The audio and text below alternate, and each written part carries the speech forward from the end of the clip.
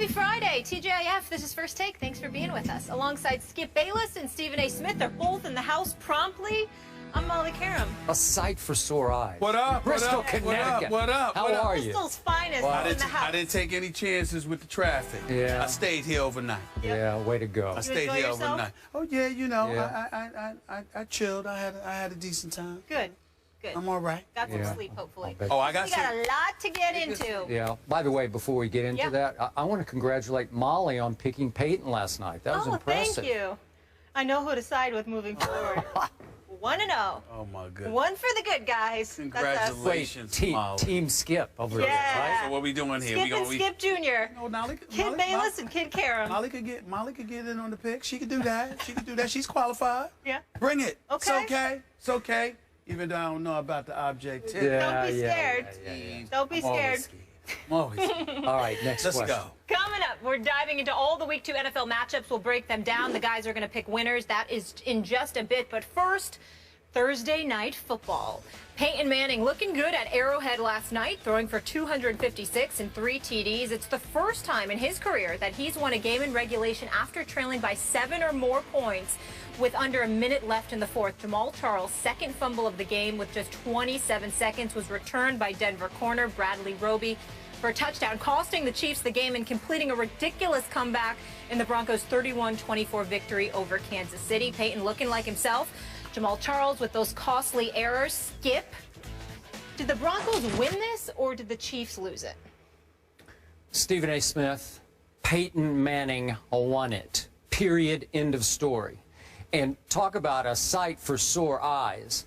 I loved what I saw late in that game last night at Arrowhead, because after all we'd heard and all we'd talked about all week on this show about how new coach Gary Kubiak, with the blessing, I'm assuming, of his GM John Elway, had basically put Peyton Manning in assisted living at age 39, had basically told Peyton, no, you're too old to drive now. I need to be driving for you. I can drive you. I can drive you from goal line to goal line, but you have to listen to me, and I'm going to be in charge of the offense now. Poor little Peyton Manning in assisted living. That's how it came across. And then that happened. And that happened because that team fell behind 14-0. And all of a sudden, Gary Kubiak's like, I guess I got to hand the keys back to Peyton and hope he can pull it out. And did he ever? That last drive, that was a thing of all-time great beauty. To go 10 plays, 80 yards, last 19 to our guy Emmanuel Sanders for a big touchdown to tie it, 24. Then we know about the faux pas thanks to Jamal Charles at the end of the game that did happen to win it, although I thought Peyton could have won it in overtime. And Stephen A., after all the talk about how Gary Kubiak, we talked and talked about this, it's going to bring the new Broncos a new, bigger, badder running game. They had a whopping total of 61 yards last night on 22 tries for a whopping 2.8 yards per try. And despite being propped up by that running game, Peyton Manning still pulled that off at Arrowhead, where, by the way, career now, Peyton Manning at Arrowhead is 7-1 with 23 touchdown passes to 6 interceptions against his arch rival in one of the loudest outdoor stadiums in the world. And I'm going to say this again because I said it yesterday and I said it the day before. Going forward, I will still bet on Peyton Manning's resume, even at age 39. He looked 29 last night. But I'll bet on his resume over Gary Kubiak's resume. All this talk is just silliness to me because however far the Denver Broncos are going to get this year, now 2-0, Peyton Manning will take them. I thought he did have a lot of help from a defense that I have raved about on this show because I think it's being a little underrated as people are saying Peyton is now overrated. But with some help from his defense, Peyton Manning won that football game. No surprise, we disagree. I'd give Peyton Manning credit. 26 of 45, 256 yards, 3 touchdowns, just one interception. That one interception was a pick six, by the way. We'll throw that out there. I'm talking about a Peyton Manning that has thrown for over 4,000 yards the last 3 seasons, that the season before last passed for over 5,400 yards through 55 touchdowns. Last year through 37 touchdowns. The last 3 years in Denver, he's had the #2 or the #1 ranked offense in the NFL. Okay. At this particular moment, they're ranked 16th. So when you sit there and you want to you mean in this season they're ranked 16th? So far. Well, they played the Baltimore Ravens. I understand all of that. Well, there's Peyton Manning. Yeah. And Peyton Manning has played a lot of elite teams over the last 3 years. It hasn't stopped him from doing his thing. Usually the problem has been with Denver's defense, which, by the way, is not a problem anymore. That defense for Denver is big time. It is legit. They are no joke, and Von Miller is a big-time brother right there. This boy can play, okay? And he goes out to get after the quarterback. Even DeMarcus Ware. I thought DeMarcus showed me some flashes DeMarcus Ware last showed night. up. Yeah. Showed up. Dallas, you know, he ain't finished. Let's just put it that way. Yep. Having said all of that, the reason why I would still say to you that as great as Peyton Manning was when it counted, and we certainly should take nothing away from him, Kansas City Chiefs turned the ball over 3 times.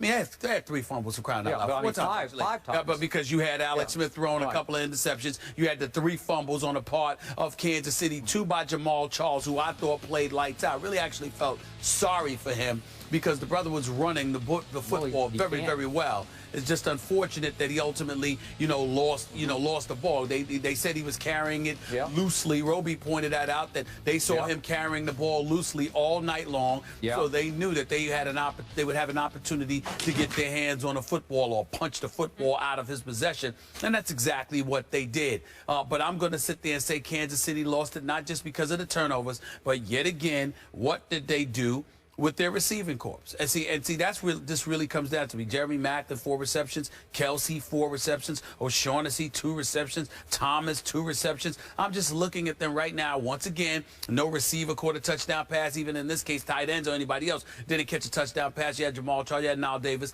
They ran for touchdowns. But in the end, there's something missing from this Kansas City offense. I thought that their defense played well, obviously kept them in the game, gave them leads. 2 scores by Denver were provided by, Kansas City turning the football over. So I say that to say that had a lot more to do with them losing last night's game than Peyton Manning's greatness. Not to take anything away from him, because when it counted, when money time arrived, he drove them right down the field, got the job done the way a Peyton Manning caliber player is expected to deliver the goods. So nobody's taking anything away from Peyton Manning.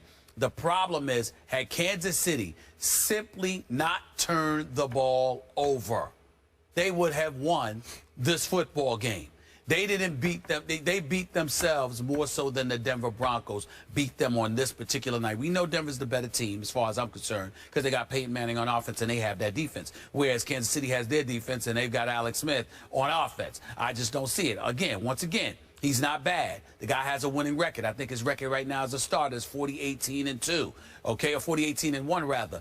But I just look at him and I see a guy that when it's time to make a difference, to really elevate yourself to another level. Is Alex Smith going to do that? The answer is no. What he's going to do is he's going to manage the game. He's going to be consistent and methodical and relatively productive. He won't beat himself. He won't lose a game for you, even though he gave up pick 6. But what he will do is he will sit up there and essentially be neutralized in the event that you need him to step up and get it done for you. Jamal Charles was who you were going to have to rely upon to get that job done. I wish Andy Reid hadn't called the pass play before the half, which enabled Denver to tie it up with the pick 6. So then obviously recognizing he made that mistake at the end of the first half, he turned around near the end of the game and said, let's be relatively conservative and conventional here and give the ball to Jamal Charles and just go into overtime. And sure enough, he got the ball. A lot of people were ripping Andy Reid for just doing that without kneeling on, just like letting the clock run out. Well, yeah. Hey, Jamal Charles is as dangerous a breakaway back as there is in all of pro football. I agree with you. So I'm okay with handing him